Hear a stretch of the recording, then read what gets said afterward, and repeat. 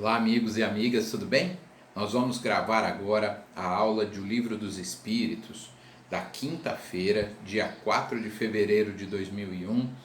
Normalmente nos encontramos no Centro Espírita do Calvário ao Céu às 20 horas. Período de pandemia, estamos gravando e enviando as aulas. E nós estudamos, no final do ano, outubro, novembro, até o comecinho de dezembro, a introdução do Livro dos Espíritos, tanto a do tradutor Herculano Pires, quanto a introdução feita por Allan Kardec. E vamos hoje, então, começar as questões do Livro dos Espíritos. O Livro dos Espíritos é dividido, além da introdução, em 4 partes, em 4 livros. O livro primeiro chama As Causas Primárias, que depois Kardec vai dar prosseguimento ao estudo desse assunto no livro A Gênese. Aí nós temos o livro segundo, que vai falar dos espíritos, e Kardec dá prosseguimento quando escreve, quando edita o Livro dos Médiuns. O livro terceiro, sobre as leis morais, é complementado pelo Evangelho segundo o Espiritismo. E o livro quarto, Esperanças e Consolações, ele é complementado pelo livro O Céu e o Inferno, ou seja, o chamado Pentateuco Espírita, tem como base o Livro dos Espíritos, dividido em 4 partes, e os outros 4 livros que são complementos dos estudos desses 4 livros. Então, o livro primeiro, As Causas Primárias, tem no seu capítulo 1 o título Deus. E nós vamos então estudar o item 1, Deus e o Infinito. E a pergunta número 1 do Livro dos Espíritos é muito interessante, Veja aí a perspicácia, a genialidade até do Allan Kardec. Ele pergunta o que é Deus, Em algumas traduções está que é Deus, em outras o que é Deus, mas ele não pergunta quem é Deus, Já deixando claro que Deus não era um espírito, não era um ser humano. Então, o que é Deus? E a resposta é brilhante, inclusive pela concisão que os espíritos conseguiram explicar Deus. Deus é a inteligência suprema, causa primária de todas as coisas. Algumas traduções, inteligência suprema do universo e causa primária de todas as coisas.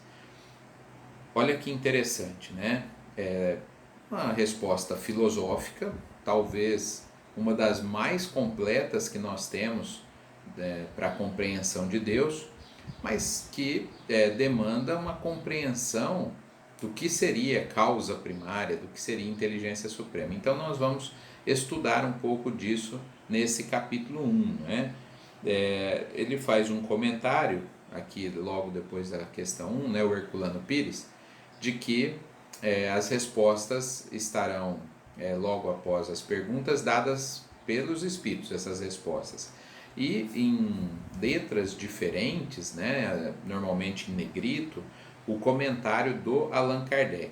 Quando tem alguma nota também, algum comentário do tradutor, no nosso caso aqui o Herculano Pires, aí vem nota do tradutor, escrito que é do Herculano. Então todas esses comentários após as respostas dos espíritos são feitos, melhor dizendo, pelo Allan Kardec. Então a pergunta 2, o que devemos entender por infinito? Aquilo que não tem começo nem fim, o desconhecido, todo desconhecido é infinito.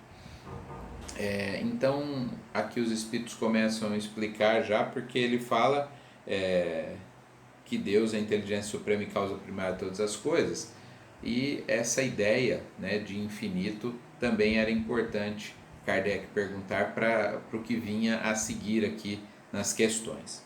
A pergunta número 3, aí, por isso Kardec perguntou na 2 que se deve entender por infinito. Poderíamos dizer que Deus é infinito? É ou infinito ou é infinito? Eles respondem, olha, essa é uma resposta incompleta.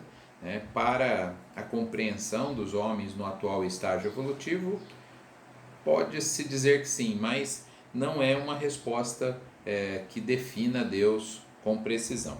E aí vem um comentário do Kardec, olha, Deus é infinito nas suas perfeições, mas o infinito é uma abstração. Dizer que Deus é o infinito é tomar o atributo de uma coisa por ela mesma, definir uma coisa ainda não conhecida por outra que também não é. Então, não é uma boa definição dizer que Deus é infinito ou é o infinito, mas ele é infinito em todas as suas perfeições. Nós estudaremos ainda hoje essas perfeições, esses atributos, né, da divindade aí. Vamos então agora para o item 2 desse capítulo. O item 2 chama Provas da Existência de Deus. E a pergunta 4, Kardec então indaga: onde podemos encontrar a prova da existência de Deus? Aqui eu quero me deter um pouco com vocês para falar sobre isso. Talvez você, talvez eu, né, muitos, talvez todos nós, já tenhamos algum dia nos indagado: Deus existe? Será que ele existe mesmo? Qual é a prova da existência de Deus? E a resposta dos Espíritos é realmente interessante, porque ela nos leva pela lógica, pelo raciocínio, a definir ou a compreender ou a acreditar, se assim preferirem, na existência de Deus. Olha lá, no axioma que aplicais às vossas ciências, não há efeito sem causa. Então eu queria me deter um pouco nisso. Como imaginar, né, que o universo, que é o efeito, não tenha uma causa? Como imaginar que tudo que existe, tudo que existe ao nosso redor, não tenha uma causa? Então, o que os Espíritos respondem é: se existem as coisas, essas coisas têm uma causa. E isso é a ciência que diz. Tudo tem uma causa. Estamos doentes? Tem uma causa. Né? Nos curamos? Tem uma causa. Tudo tem uma causa. Passamos num concurso? Tem uma causa. Ou poderíamos dizer, né, várias causas aí. Então, é muito interessante essa resposta, porque ela não diz assim: olha, você tem que acreditar que Deus existe porque eu estou falando. Ela nos leva ao raciocínio lógico de que não há possibilidade de existir o universo sem uma causa. E veremos, né, adiante ainda sobre que tipo de causa é essa. Então, no comentário de Kardec, a questão 4, temos o seguinte: para crer em Deus, é suficiente lançar os olhos às obras da criação. O universo existe, ele tem, portanto, uma causa. Duvidar da existência de Deus seria negar que todo efeito tem uma causa e avançar que o nada pode trazer alguma coisa. Então, eu gostaria de encerrar com uma história, né, que eu ouvi certa feita sobre essa ideia do acaso, né? Mas o universo foi criado ao acaso. As questões da própria matéria que criou isso. E aí, essa história dizia o seguinte: olha, se você colocar numa sala fechada tinta, papel, né, tudo que precisa para se fazer um livro, e ali dentro você provocar uma explosão, vai sair um livro escrito? Né?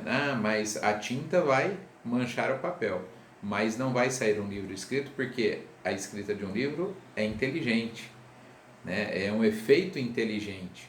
Então veja, imaginar que uma explosão vai causar um efeito inteligente não é muito lógico, né? Então uma explosão com tinta, papel não causa um livro, assim como uma explosão não pode causar tudo que existe no universo. Paramos a primeira parte por aqui.